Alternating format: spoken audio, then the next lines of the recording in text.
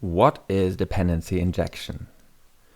Well, usually a class you write isn't self-contained, and by that I mean it requires some other object behavior or other information in order to do what it's supposed to do. These other objects are called dependencies. Not only objects can be dependencies, values can also be required by a class in order for it to do its work. So any kind of value, be it numbers, strings, or arrays, can be dependencies too. I would like to use this video to give a brief overview over the benefits of dependency injection. It will help to establish some context that will be useful. Please keep in mind that the examples I'll be using here are simplified, so it's easier to illustrate the different approaches. So there are different ways objects or other information can be made available to the code in our class. Let's have a look at some of the more common approaches that have been used a lot in PHP and in OOP in general. Probably some of them you will be familiar with. One way to create some functionality is to hardcode all required logic and information within our class. In this example, the customer class doesn't delegate to other objects at all. So when setPassword is called, the logic to validate the password and to hash the password is all contained within the customer class. Of course, that isn't really a viable option, since that would require a huge amount of code duplication and of classes. For example, if we also needed to use hashing of strings in a different part of the application. And it also makes it very easy to break a class if we change part of the behavior because all the other behavior is in the same class.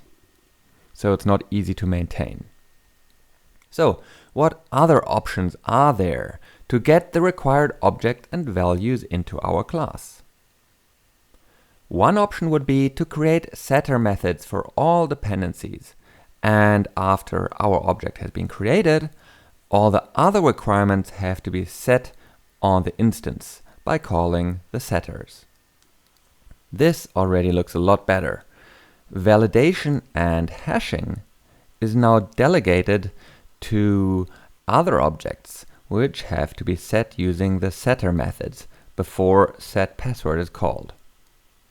So these other classes now can be reused elsewhere, for example, and they also can be tested and modified in isolation.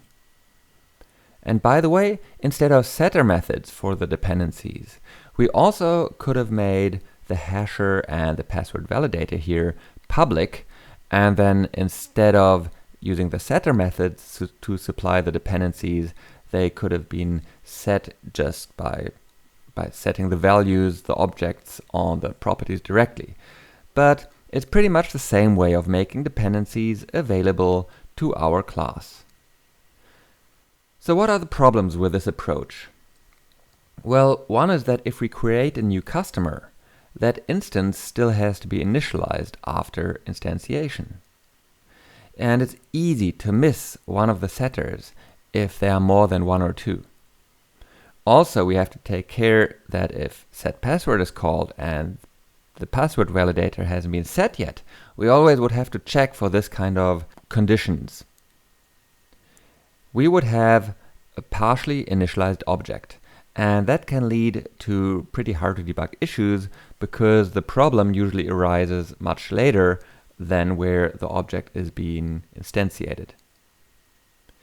Also, if another dependency is added in future, all places where the class is instantiated would need to be modified, so the new setter method is also called. So all in all, this approach is not a good idea.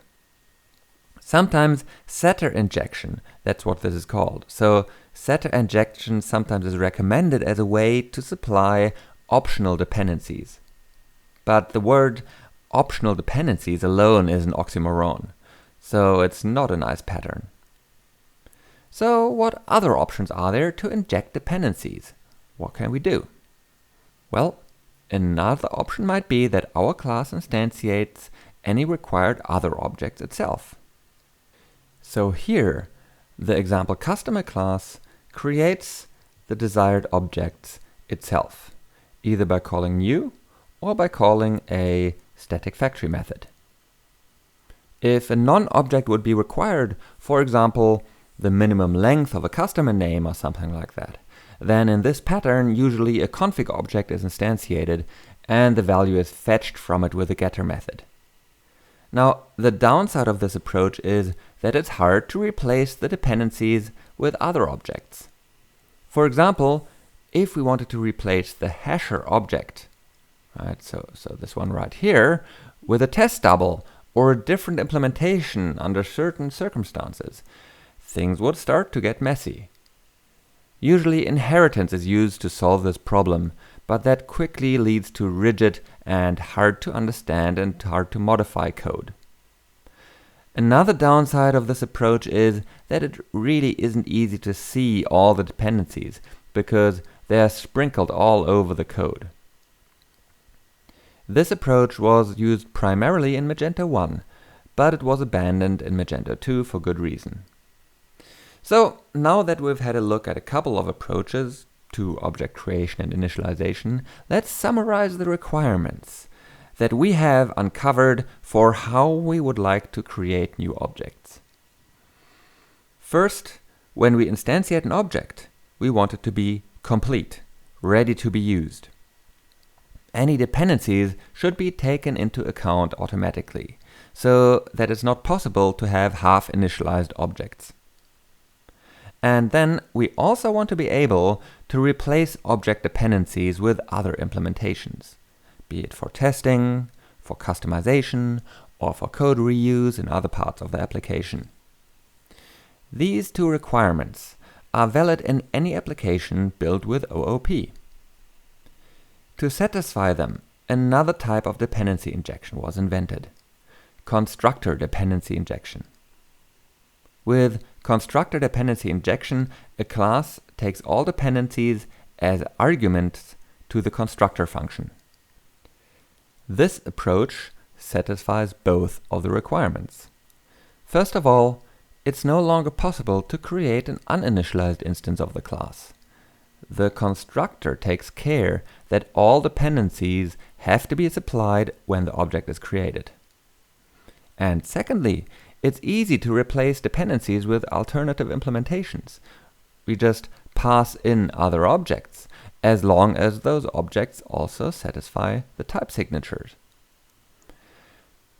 Another benefit of constructor dependency injection is that it makes dependencies easy to see. As a developer reading this class, I can easily see all collaborators that I used, simply by glancing at the constructor signature. These benefits make constructor dependency injection the de facto standard in OOP nowadays. But, of course, there's also a downside. Constructor dependency injection, which I'll just abbreviate from now on as constructor DI. So, constructor DI means that instantiating an object requires all dependencies to be available when the object is created, which in turn requires all of the dependencies to be available, and so on. So, with constructor DI, when an object is instantiated, it often means instantiating a whole object graph. A tree of objects with their dependencies is called an object graph, just in case you haven't heard the term before. But let's assume we want to create this customer class instance here, okay?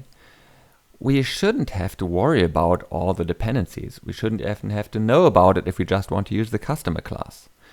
Why would we need to know the dependencies and the transient dependencies? If every place a class is used, all the other dependencies would need to be known, we would quickly end up with a big ball of mud, and that would make it very, very hard to make any changes. To handle the challenge of creating objects that use dependency injection, special design patterns have been invented. One of these design patterns is called dependency injection container. which is commonly abbreviated as DIC. It's an object whose sole purpose is the creation of objects. And in order to do its job, the container object needs to know all about the dependencies of the objects it can instantiate. We can request an instance of any class from the dependency injection container, and it will create it with all dependencies in place and return it. Sounds like magic? Maybe, but it's actually quite simple. All the PHP frameworks like Laravel or Zend or Symfony contain dependency injection container implementations. And there also are many standalone libraries that implement one too. For example, Dice or Disco. And there even is a PHP standard recommendation, PSR11, that provides a very simple dependency injection container interface. However, Magento uses its own dependency injection container. The benefits of that is that it only supports the subset of features that are required by Magento. For example, the Magento dependency injection container only allows for constructor dependency injection, while most others also allows for property or setter-based injection. This limitation makes the Magento dependency injection container quite fast compared to some of the other containers. Its configuration also ties nicely into the way how Magento configuration works in general.